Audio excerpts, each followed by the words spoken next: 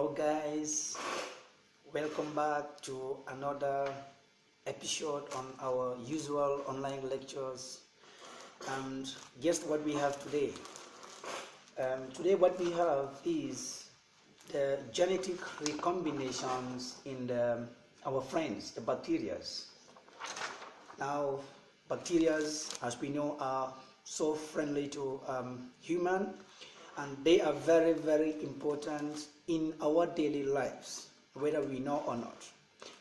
Though some causes some problems to the living organisms, but to tell you, they are more than friendly to us, and they are more beneficial than the problems that they cause.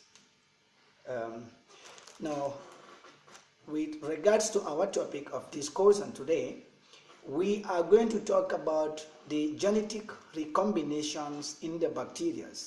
Now, when we say genetic recombinations, we mean some of the various ways by which the genetic materials, in other words, the DNA of bacteria, are combined.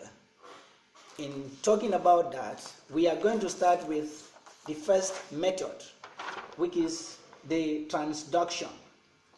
Now, in the transduction, the genetic material of one bacteria is carried to another bacteria by what we call the virus. A virus will be an intermediate here. It will carry one genetic material or a DNA from one bacteria and transfer it to another bacteria. And when it's transferred to this recipient bacteria, the two DNAs will now join. They will now combine. So that is transduction.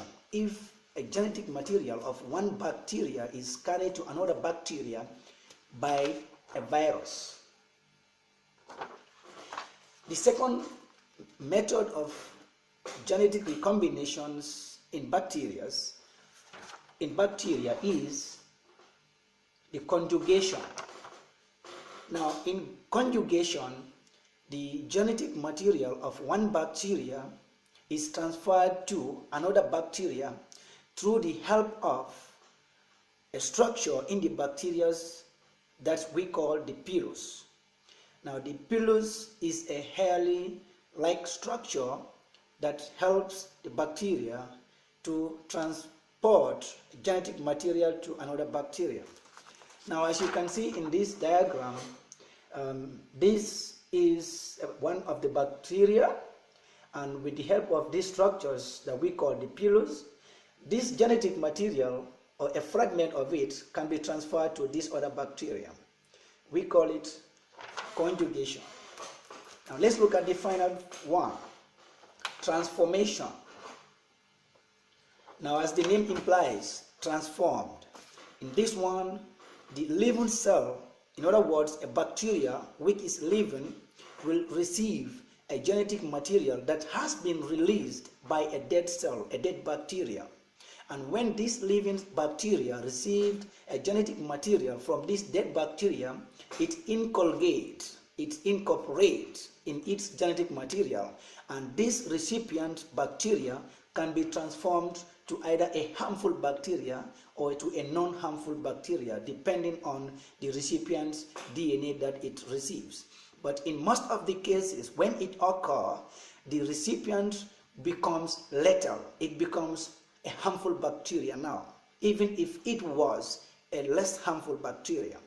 So to put everything together, as usual, there are three main genetic recombinations that bacteria normally undergoes: transformation, transduction, and conjugation. So this is our topic today. I hope it is going to help.